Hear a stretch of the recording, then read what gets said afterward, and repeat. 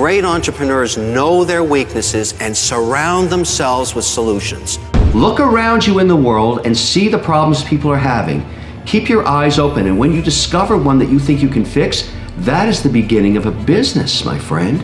Focus on what you want to achieve and don't listen to all the noise. That noise is horrific and just really, really bad. And it's always going to be eating at you, but you've got to stay focused on the goal. Top 10, I got a top 10. Got my motivation high for my top 10. Gotta learn from the wise women and men. All my life, like 9 for my top 10, top 10, 9. This one's for my top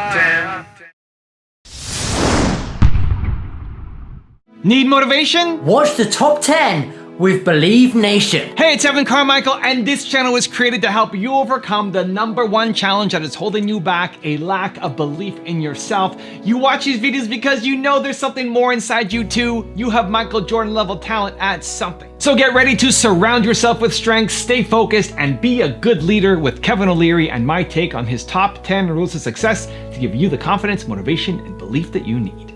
Enjoy. Okay, let's kick it off with rule #1. Surround yourself with strengths.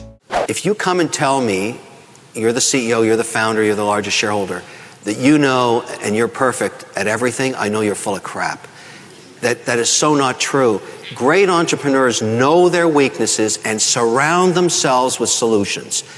The logistics person, the marketing person, the accounting person, the saleswoman, the salesman. Rule #2, keep looking for new opportunities. I'll tell you something, nobody has a monopoly on great ideas. Nobody. There's always somebody with a problem that needs to be solved, and that is the essence of a great business opportunity. Look around you in the world and see the problems people are having. Keep your eyes open, and when you discover one that you think you can fix, that is the beginning of a business, my friend. That's how it starts. So don't be down and don't say that all the great ideas are taken. That's never the case. There's always the next great idea, and that's what's wonderful about being an entrepreneur. You gotta keep sort of your mind open and your eyes open and always be looking for opportunity. And don't be depressed. I don't like that tone. Let's get happy and let's get focused and let's get to work. And by the way, the greatest companies ever started were many that were started with no money. It's not about money, it's about solving somebody's problem. If you can solve a problem, you can start a business, even with no cash. You're gonna provide as much as you can for the little as you can to start it and prove it out. You get a product or service that people are buying and they're saying, this works for me, you're solving a problem. That's the beginning of a great journey. Rule #3, stay focused on your goal. My advice to people that want to be mavericks is put your blinders on, focus on what you want to achieve, and don't listen to all the noise. That noise is horrific and just really, really bad. And it's always going to be eating at you, but you've got to stay focused on the goal. I was taught that years ago by a mentor, and it's absolutely true. Stay focused, don't let distractors bother you, don't let them get you down, and invariably, you're going to be kicked to the ground as a maverick or an entrepreneur or anybody that's trying to achieve their own freedom, but you got to get up and keep going. Rule #4, be a good leader. What are some of the telltales that you have seen over your years that tell you this person isn't right, I have to let her or him go? That's a good question, and I'll answer it with an analogy of fact. I carry 2 phones with me. This small one is only known by my family and very, very close friends. And when it rings, I'll always answer it because it has to do with something going on with my kids or my family or my brother or whatever. This phone, this larger one, probably 10,000 people have this number. I'm a believer that if you are an entrepreneur or a major shareholder of a company, every single customer should know if they have a problem who they can call. And when I say this concept of access, in other words, many managers think, well, you know, if I give my number out to my employees, they may call me. and the truth is, you want to hear from them. You want to hear the bad news first. And what I found is the more people I give this number to, the less it rings. I tell them simply, look, I want you to have this access because I respect you, and I want you to know that you can come to me. And in that trust, I find that most people never use it. This thing does not ring as much as my family phone does. But when it rings, it's a big deal. And the reason I know it's time to terminate somebody in one of my companies is when my customers and my shareholders call me 3 times about that person. It's always the same. It's always the same. When a customer's complaining about a CEO or a head of sales or the head of R&D, or employees are not happy, and I keep getting that phone call, I get on the plane and I get my whacking stick out because there's something wrong. Also, if you want to have more confidence and self-love, check out my 254 series. They're free. The links to join are in the description below. You have to explain why you're the right person to lead, and above all, you have to know your numbers. You work for yourself. That's how it works. Rule number 5, build a good team. How do you get to the next level? You hire amazing people and you give them a piece of the upside. Very hard to do in a services business like yours, but not impossible. Scale is everything. You want to get bigger. The only way you're going to do that is expanding on being just a one-man show.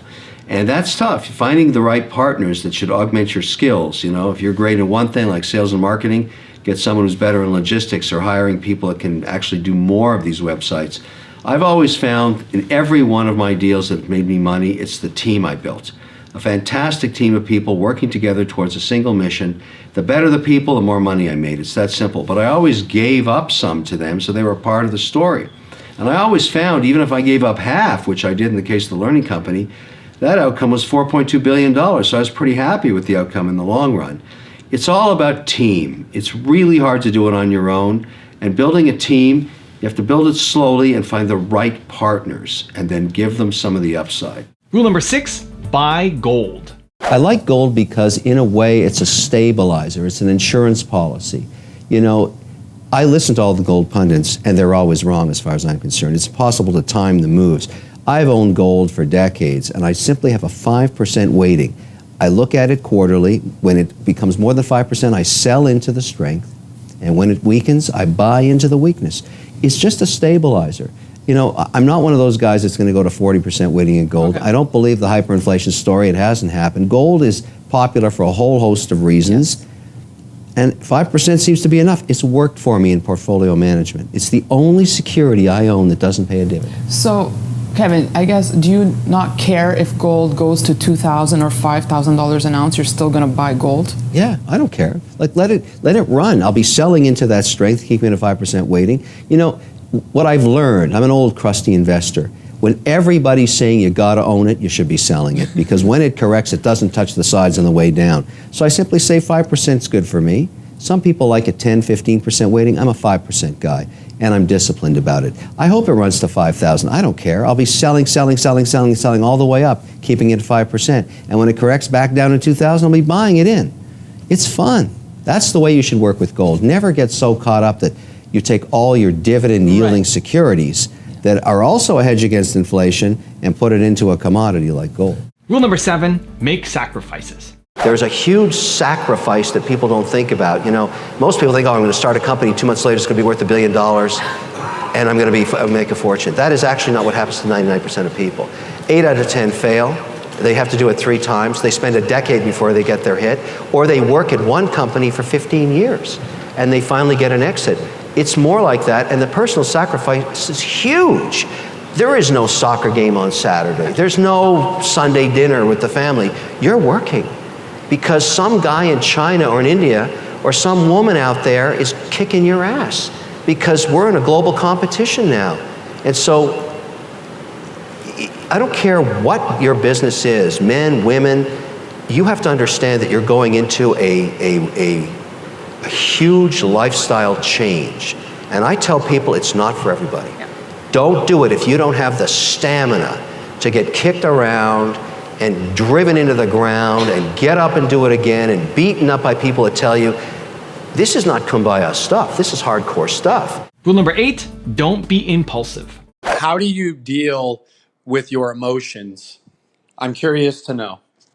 Richard, what a fantastic question. You're absolutely right. Your emotions can be your best friend, but also your worst enemy, because when you make irrational decisions that are based on sheer emotion, you're often making the wrong decision. And yet emotions are part of your intuitive gut feel. You have to understand them. And I find the best way to do it is don't be impulsive.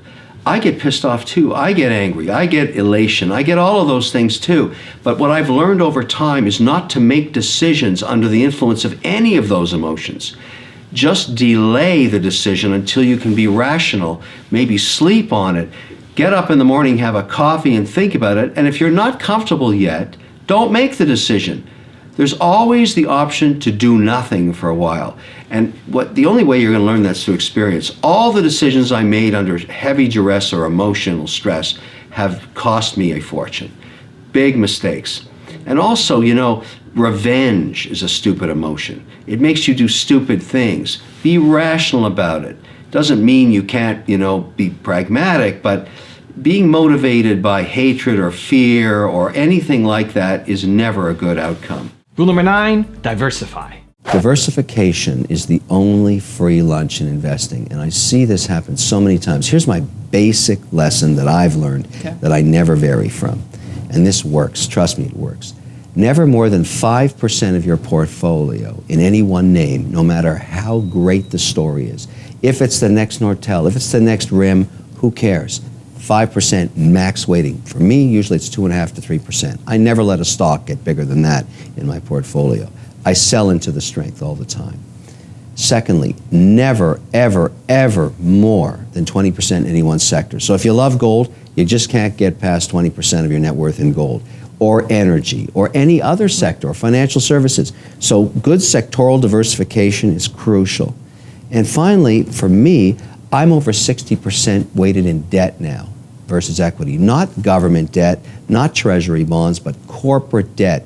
Remember that a BB or BBB bond is serviced before they pay the dividend on a common stock. So I like to own right up the balance sheet. So I own a lot of prefs, converts, senior debt, floating rate notes. I love that stuff because when they get upgraded, I get capital appreciation. Meanwhile, I get a check. The key to life is the check coming in. It's the cash. If you always, always, always look at the free cash flow, this will keep you safe, because the only friend you're going to have when you're old and crusty is not your dog, not your kids, it's the cash in the bank that's still going to love you. And rule number 10, the last one before a very special bonus clip, is have fun. It really moved me, and I want to read a poem, okay? Oh, no. I really want to read a poem, and I've written it for you. This is that such a doesn't special happen very moment. often. Okay. In cash I know, because I like to watch it flow. When I ask valuation, I want no hesitation.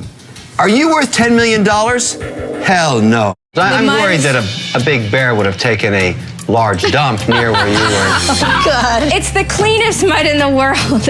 It comes from one of the most pristine wild rivers in the world. I would actually really like to have Mr. Wonderful come up here and give you a glacial facial. Okay, then. I just hope I'm not being covered in bear poo. No, this is very pure.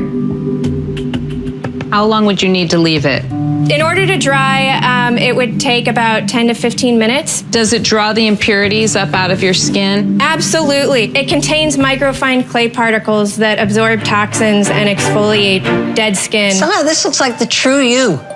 All you gotta do is draw some horns on him and he's set. What other body parts can be used with this stuff? Top of his head. The color of money. The It's color very of money. cooling. I feel the toxins leaving my body. Now I have a special bonus clip from Kevin on the importance of apprenticeships that I think you're going to enjoy. But before that, it's time for the 3-point landing questions. Let's go from just watching a video to taking action. Here we go. Question number 1. Where do you need to stop being impulsive? Number 2, how can you be a better leader this week? And number 3, what's the goal that you need to stay focused on? And if you made it this far in a video, I want to celebrate you. Give me a hashtag believe down in the comments as well. Don't worry about finding the passion. The key to entrepreneurship is to really look for opportunity. And what I think is great is instead of just saying I'm going to start up on my own, when you find something you are interested in, whether it be technology or manufacturing or the arts or whatever it is, be an apprentice for a year. This is old school. That way you can find out if the passion is really in you. You can actually steep yourself in and say, look, I'm a really good worker. Let's say you find a company you want to work for. You go in and see the CEO, the man or woman running it, and say, you don't have to pay me. I'm so passionate, I'd like to show you how good I am as someone who can create value for you. I know this sounds, what do you mean don't pay me? When I meet somebody who comes up to me and says, I want to work for one of your companies, and I'll do it for free because I'm so good at what I do and I can make things much better for you. I can solve problems, I can enhance profits, I can help you achieve your goals. You don't think I listen to that? There's somebody that's got passion to try and work and help. And of course, if they can actually achieve the things they're talking about, I'm going to hire them. Apprentice gets you in the door, is my point. And you don't have to know with certainty what it is that you love, but you've got to go try. And the key is apprenticeship. I got lots of people that work for me for nothing just because they get exposed to all the things that we do around all the companies I'm an investor in. And those are the men and women I think are just terrific because they're in it because they want to try. You think about that. That might be the solution for you, an apprenticeship.